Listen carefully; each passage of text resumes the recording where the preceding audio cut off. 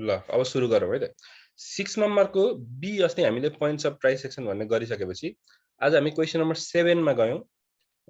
Question number 7 मा तीनटा क्वेशनहरु छ तिमीले बुकमा हेर ए बी र सी भन्ने तीनटा क्वेशन छ यिनीहरु झन्डै झन्डै उस्तै नै छ त्यही भएर म 7 नम्बरको चाहिँ बी को सल्युसन गरेर आजको क्लास सुरु गर्छु है त 7 नम्बरको बी मा के भनेको छ भनेदेखि what will be the coordinates of points A on x-axis and B on y-axis if the point P4,5 intersects the line segment AB in the ratio 5:3 भनेछ। अब पहिला त यो क्वेशनले के भनिरहेछ हामीले बुझ्ने कोसिस गर्न पर्यो अनि त्यसपछि यसलाई फिगरमा हेर्ने कोसिस गर्न पर्यो अनि त्यसपछि सल्युसन गर्ने कुरा आउँछ है। यहाँ भन्छ what will be the coordinates of point A on x axis मतलब के छ भने यो A भन्ने पोइन्ट चाहिँ x एक्सिस मा पर्छ भन्ने बुझियो त्यसैगरी point B on y axis भनेछ मतलब B भन्ने पोइन्ट चाहिँ y एक्सिस मा पर्छ भन्ने पनि बुझियो त्यसपछि if point P4,5 intersects the line segment AB in the ratio 5:3 भनेको चाहिँ यो P भन्ने जुन पोइन्ट छ 4,5 त्यो P भन्ने पोइन्टले चाहिँ यो लाइन AB लाई 5:3 को रेशियोमा डिवाइड गर्दैछ भने तिमीले यो A को कोअर्डिनेट र B को कोअर्डिनेट फाइन्ड गर्नुपर्ने छ। यो one of the important questions नै हो, इम्पोर्टेन्ट क्वेशन हो यो, एक्जाममा पनि सोधिन्छ यस्तो क्वेशनहरु। यो सल्युसन गर्नको लागि एकचोटी फेरि यो क्वेशनलाई हेरौं। सबैजनाले यो क्वेशन पढ्नुस् त आफ्नो ठाउँबाट, सबैजनाले पढ्नुस् र अहिले यहाँ सबैजनाले सुन्ने गरी चाहिँ I request Christina to read this question. What will be the coordinates of the point A on x-axis and B on y-axis if the point P4,5 divides the line segment AB in the ratio 5:3? Okay, thank you very much. अब यसलाई यो क्वेशनलाई अझ राम्रोसँग बुझ्नको लागि एकचोटी फिगरमा पनि हेरौ यसलाई कस्तो हुन्छ र तिमीहरुले पछि सल्युसन गर्दाखेरि फिगर पनि बनाउनु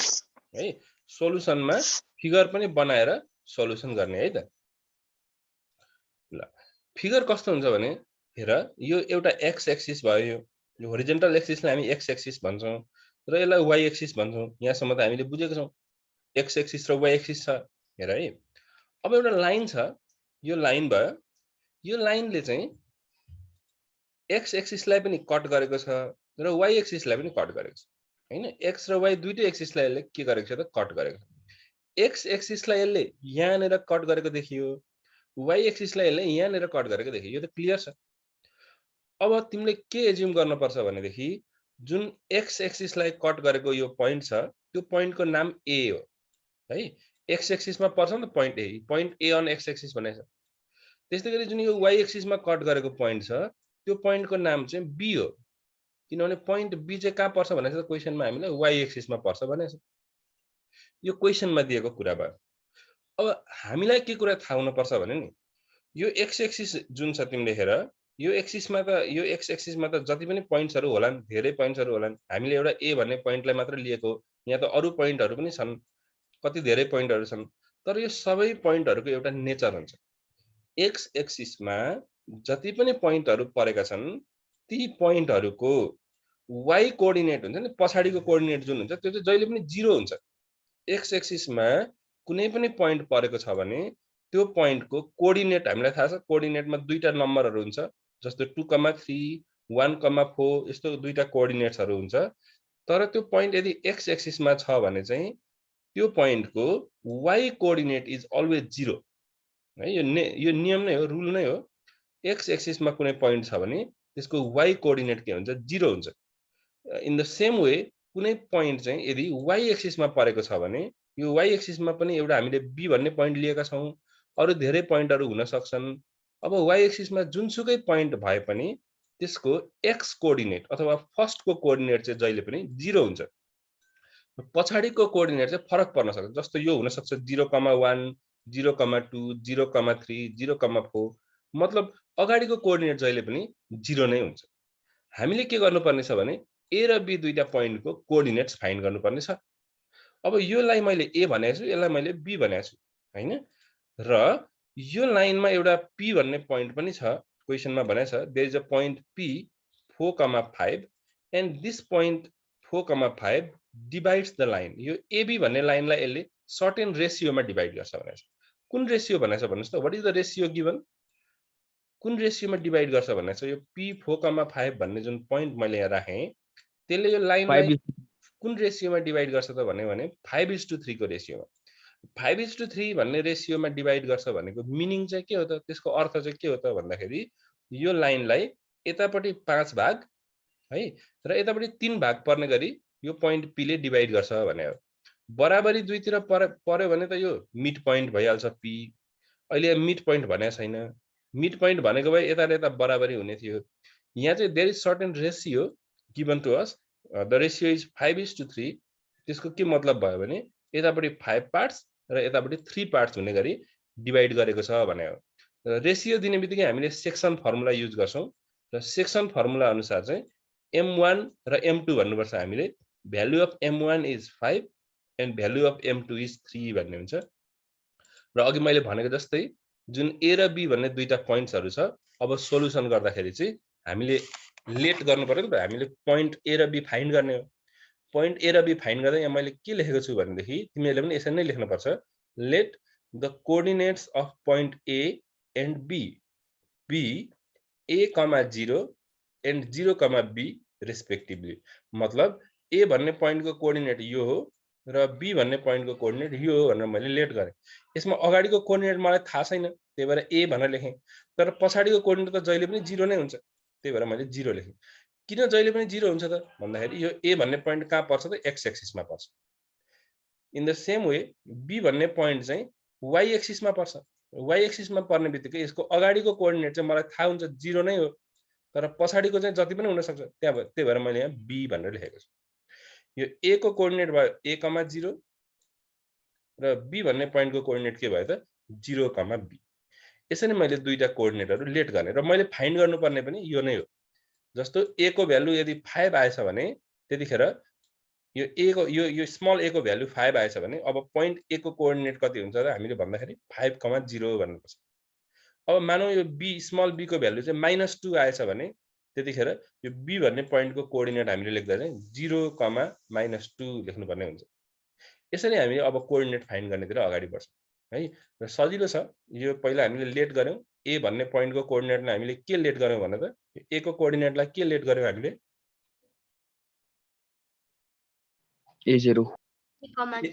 a,0 र b भन्ने पोइन्टको कोअर्डिनेटलाई हामीले 0,b भनेर लेट गर्यौं। अब सेक्सन फर्मुला युज गर्नको लागि हामीले यो यतापट्टिको छेउलाई x1 y1 भन्नुपर्छ, यसलाई हामीले x2 y2 भन्नुपर्छ है। यो त हामीलाई थाहा छ नि त, सेक्सन फर्मुला पनि थाहा छ, हामीले धेरै युज गरिसक्यौं। यसलाई x1 y1, यसलाई x2 y2 अनि यसलाई m1 र यसलाई हामीले m2 भन्नुहुन्छ। m1 m2 भयो अनि बीचमा जुन पोइन्ट छ त्यसलाई x, y भन्नुपर्छ है। So we have all this values, त्यसलाई हामीले यहाँ लेख्न पर्यो। Then we have x1 y1 the coordinate of this point a,0। Similarly x2 y2 कति हुने हो त, यतापट्टिको इन्ड यतापट्टिको छेउ जुन चाहिँ पोइन्ट b हो त्यसको कोअर्डिनेट हामीले के लेट गरेको छौं त 0,b। त्यसपछि यो बीचमा जुन पोइन्ट छ त्यसलाई हामी x, y भन्छौं। x, y कति छ 4,5। जुन रेशियो छ हामीलाई दिएको 5:3, त्यसलाई हामी m1:m2 भन्छौं। This are the things that we have. हामीसँग x1 y1 पनि छ, हामीसँग x2 y2 पनि छ, x, y पनि छ र m1:m2 पनि छ। सबै कुरा छ हामीसँग। र यति कुराहरु हामीसँग भइसकेपछि हामीले चाहिँ सेक्सन फर्मुला युज गर्न सक्छौं। So is there anyone who can tell me what is section formula? Section formula कस्तो हुन्छ, कसैले भन्न सक्नुहुन्छ? ल ट्राई गर्नुस् त एकचोटी।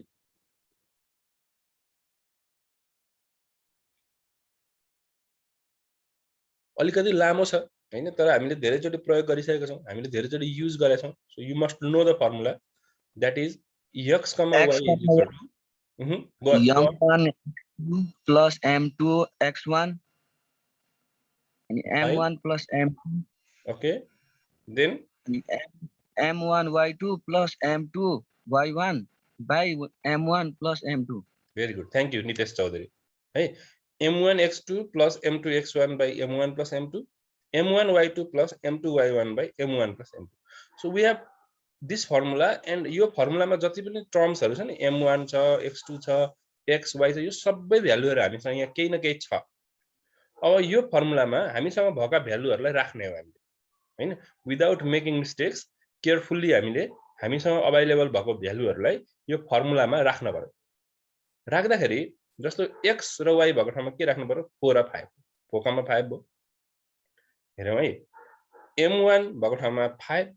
हैन m1 को भ्यालु 5 छ नि त त्यस्तै गरेर m1 अनि x2 अब x2 भएको ठाउँमा here is x2 and what is the value of x2 tell me 0 0 हैन त्यस्तै गरी m2 भएको ठाउँमा मैले राखे 3 अनि x1 भएको ठाउँमा चाहिँ मैले कति राखे त a राखे अनि m1 + m2 हुँदाखेरि 5 + 3 यसरी यतापटि y को साइडमा पनि जुन जुन भ्यालु मसँग छ m1 को भ्यालु y2 को भ्यालु सबै भ्यालुहरु मैले राखे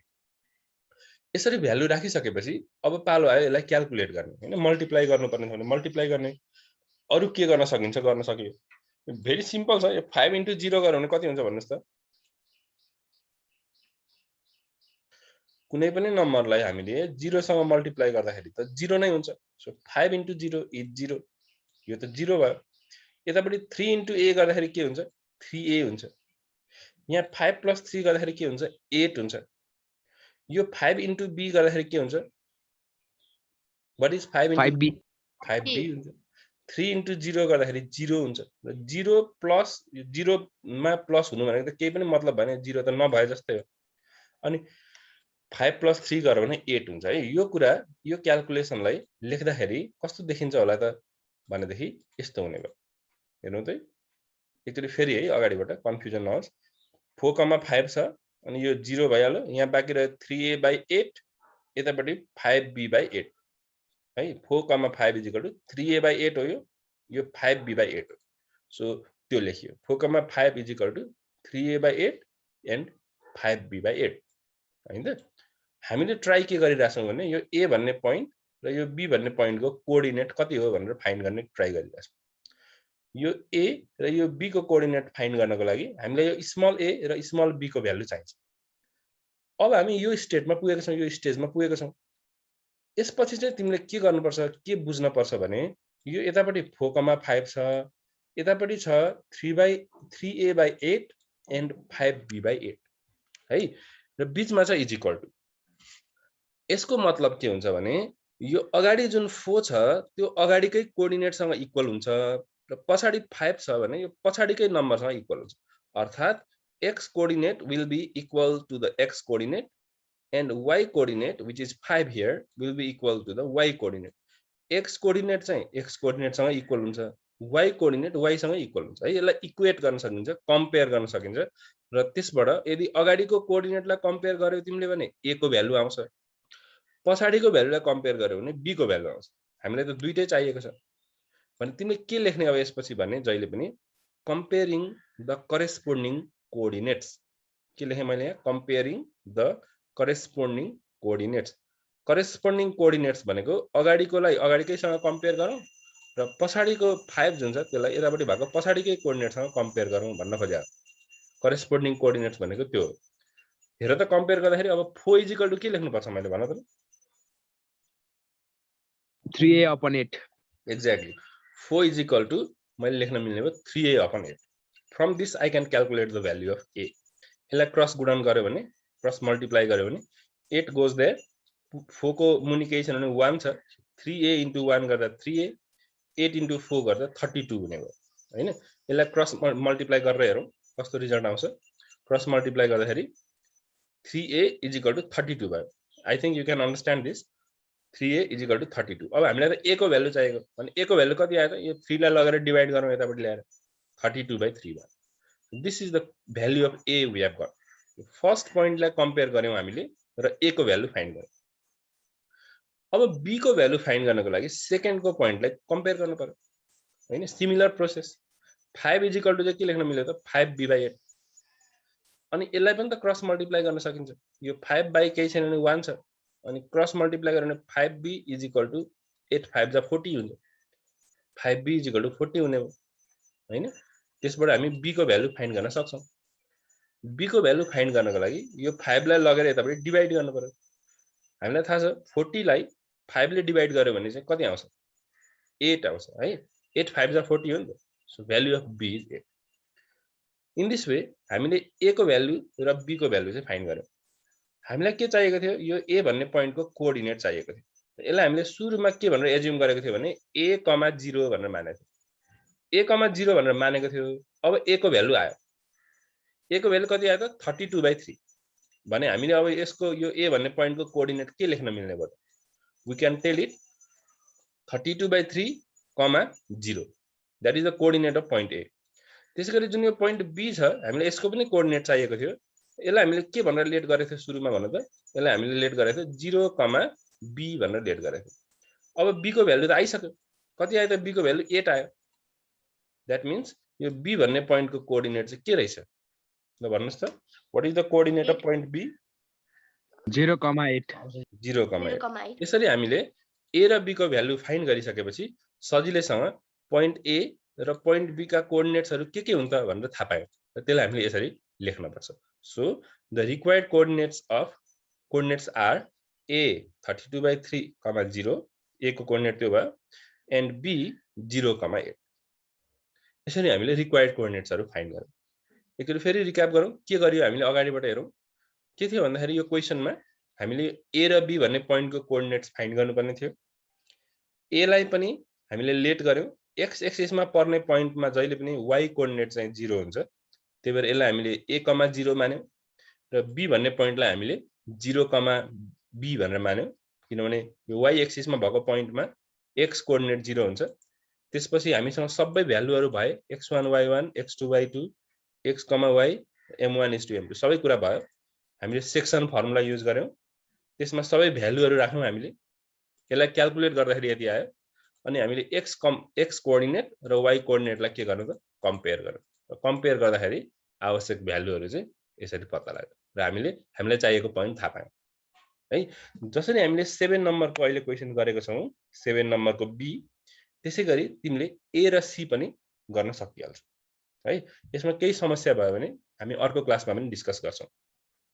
है र अब आउने क्लासमा हामी अगाडिको क्वेशन नम्बर 5 मा भएको एउटा C नम्बर पनि हेर्छौं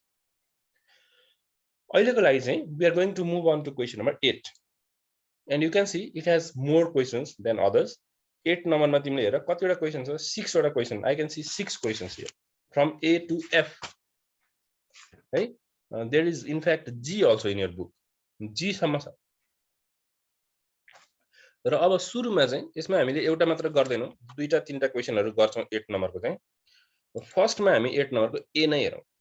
है ल एकचोटी सबैजनाले पढ्नुस् यो 8 नम्बर A मा के भनेको रहेछ म पनि यो पढ्छु यहाँ भनेको छ so that A -4,9 B 6,9 C 7,0 and D -3,0 यहाँ चारवटा पोइन्ट्सहरु दिएको छ are the vertices of a parallelogram भनेको छ are the vertices of a parallelogram सबभन्दा पहिला त यहाँ parallelogram भनेको के हो हामीले बुझ्न पर्छ कसैलाई थाहा छ parallelogram भनेको के हो it is from compulsory mathematics हामीले compulsory mathematics मा पनि पढेको होला parallelogram भनेको के होला भन्नुस् त कसैलाई थाहा छ कुनै एउटा यस्तो चारवटा साइड भएको फिगर अथवा क्वाड्रिलेटरल अथवा चतुर्भुज भन्छौं हामीले त्यसमा यदि अपोजिट साइडहरु है यो साइड र यो साइड अपोजिट साइडहरु विपरीत भुजाहरु यदि प्यारलल छन् समानान्तर छन् भने we have to call it a parallelogram parallelogram भनेको कस्तो फिगर हो भने कस्तो क्वाड्रिलेटरल हो भने जसमा चाहिँ अपोजिट साइड्सहरु के हुन्छन् त प्यारलल हुन्छन् समानान्तर हुन्छन् यस्तो खालको फिगरलाई हामी प्यारलेलोग्राम भन्छौं ल भन्नुस् त के रहेछ प्यारलेलोग्राम भनेको the quadrilateral having opposite sides parallel है ध्यान दिएर सुन्ने योलाई अब हामीलाई क्वेशनमा चारवटा पोइन्ट्सहरु दिएको छ हेर A भन्ने पोइन्ट मैले यहाँ बनाए -4,9 त्यसपछि B भन्ने पोइन्ट यहाँ दिएको छ 6,9 अनि C भन्ने पोइन्ट छ 7,0 र D भन्ने पोइन्ट छ -3,0 मानौ यी चारवटा पोइन्टहरु छ है अब क्वेशनले के भनेको हो भनेदेखि यो चारवटा पोइन्टलाई मैले जोड्दाखेरि जुन क्वाड्रिलेटरल भन्छ नि जुन फिगर भन्छ त्यो फिगर चाहिँ यस्तो बन्यो र यो फिगर चाहिँ एउटा प्यारलेलोग्राम हो भनेर प्रुफ गर्नुपर्ने छ अब यो प्यारलेलोग्राम हो कि होइन भनेर देखाउनलाई के गर्न सकिएला त यो प्यारलेलोग्राम हो भनेर कसरी देखाउन सकिएला त भन्दा एउटा टेक्निक छ धेरैवटा मेथड छ यसको त्यसमध्येमा म एउटा मेथड सिकाइन्छु है सजिलो मेथड सिकाइदिन्छु यो प्यारालेलोग्राम हो भनेर देखाउनलाई एकदमै सजिलो छ एउटा मेथड सिकाइदिन्छु त्यो के भने मैले ए र सी लाई जोइन गरे यसरी एउटा लाइन ड्रा गरेर भने यो लाइनलाई के भनिन्छ भन्नुस् त what do you call this line विपरीत अपोजिट भर्टेक्सहरुलाई जोड्ने जुन स्ट्रेट लाइन छ यसलाई के भनिन्छ कसैलाई थाहा छैन यसको नाम यो एसी लाई के भनिन्छ भन्नुस् त इट्स कल्ड डायगोनल के भन्छ रे यसलाई डायगोनल डायगोनल अर्थात विकर्ण है तिमीले विकर्ण भनेर पनि बुझेको हुन सक्छ यसलाई डायगोनल भन्ने हो चाहिँ it is a diagonal and there is BD also हैन बीडी भन्ने डायगोनल पनि छ एउटा एसी भन्ने डायगोनल देखियो एउटा बीडी भन्ने डायगोनल देखियो नि अब हेर तिमीले के गर्ने यसलाई प्यारालेलोग्राम प्रुफ गर्नको लागि चाहिँ भने यो एसी को पनि एसी भन्ने डायगोनल को पनि मिड पोइन्ट फाइन्ड गर्ने है अनि बीडी भन्ने डायगोनल को पनि मिड पोइन्ट फाइन्ड गर्ने हामीलाई मिड पोइन्ट फर्मुला त थाहा छ यदि दुईटै डायगोनल को मिड पोइन्ट एउटै आयो भने you can tell that it is a parallelogram यदि दुईटै डायगोनल को मिड पोइन्ट एउटै आयो भने यो के हुन्छ प्यारालेलोग्राम हुन्छ है त्यो टेक्निक सम्झ जस्तो यो डायगोनल छ एसी अर्को डायगोनल छ बीडी अब एसी को मिड पोइन्ट पनि फाइन्ड गर्ने र बीडी को मिड पोइन्ट पनि फाइन्ड गर्ने यदि दुईटै मिड पोइन्ट एउटै आयो भने भन्न सकिन्छ कि यो एउटा प्यारालेलोग्राम हो त्यसको लागि के गर्नु पर्यो हामीले पहिला त सोलुसनमा for finding mid point of AC AC भन्ने जुन डायगोनल छ यसको मात्र मिड पोइन्ट फाइन्ड गरौँ मिड पोइन्ट को लागि पनि एउटा फर्मुला छ ल भन्नुस् मिड पोइन्ट को फर्मुला के हो कसले भन्न सक्छ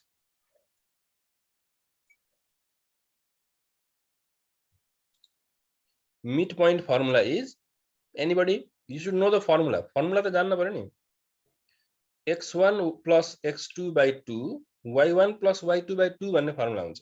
हैन हामीले एसी को मिड पोइन्ट फाइन्ड गर्दै छौं भने यसलाई x1 y1 भन्नु पर्यो एउटा छेउलाई अर्को छेउलाई के भन्नु पर्यो त x2 y2 भन्नु पर्यो हैन त्यसलाई यसरी लेखौं x1 y1 भो -4,9 x2 y2 भयो 7,0 हामीलाई मिड पोइन्ट चाहिएको छ भने मिड पोइन्ट को फर्मुला लेखौं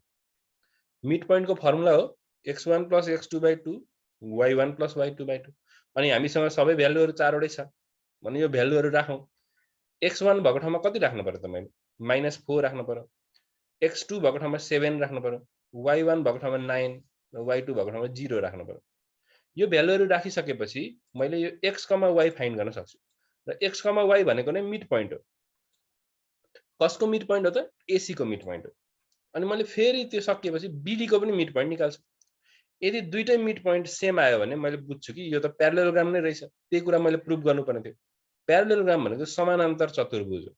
है समानान्तर चतुर्भुज रहेछ भनेर बुझिन्छ ठीक छ ल त्यसो भए हेरौं भ्यालु राखेर हेरौं x1 को ठाउँमा -4 x2 को ठाउँमा 7 अनि by 2 y1 को ठाउँमा 9 y2 को ठाउँमा 0 by 2 अब तिमीलाई थाहा छ -4 + 7 गरे भने कति आउँछ त 3 आउँछ 3/2 भयो 9 + 0 भने कति आउँछ 9 नै आउँछ सो 9/2 भयो यो भयो मिड पोइन्ट अफ एसी अब मिड पोइन्ट अफ एसी आइसकेपछि कसको मिड पोइन्ट निकाल्ने त्यसपछि हामीले भन त बीडी को मिड पोइन्ट पनि निकाल्नु अब सेम प्रोसेस हुन्छ बीडी को लागि एसी को मिड पोइन्ट आइसकेछ अब for finding the mid point of BD भनेर लेख्न पर्यो बीडी को मिड पोइन्ट निकाल्दाखेरि अब x1 y1 र x2 y2 चाहिँ बीडी कै हेर्नु पर्यो बी को यो यसलाई भन्नु पर्यो x1 y1 र डी लाई भन्नु पर्यो x2 y2 अघि चाहिँ ए र सी लाई हामीले मानेको थियौ हैन अब बीडी कै भयो x1 y1 र x2 y2 अनि फर्मुला पनि सेम हो you know the mid point formula अनि त्यसपछि यसमा भ्यालुहरु अहिले जस्तो गरी राखौं 6 अनि x2 को ठाउँमा -3 यो माइनस छ है हेर -3 अनि 9 and 0 अब 6 - 3 गर्दाखेरि 3 आउँछ सो 3/2 भयो यतापटि 9/2 भयो अघि कति आथ्यो अहिले एकचोटी फेरि हेरौं 3/2 9/2 अहिले कति आयो अहिले पनि के आयो त 3/2 and 9/2 इट मीन्स सेम दुईटै सेम आयो त्यही भएर since the mid points of both diagonals are same the given vertices represent a parallelogram अर्थात दिएका जुन चारवटा पोइन्टहरु थिए ती चारवटा पोइन्टहरुबाट एउटा प्यारालेलोग्राम बन्छ भनेर चाहिँ प्रुफ भयो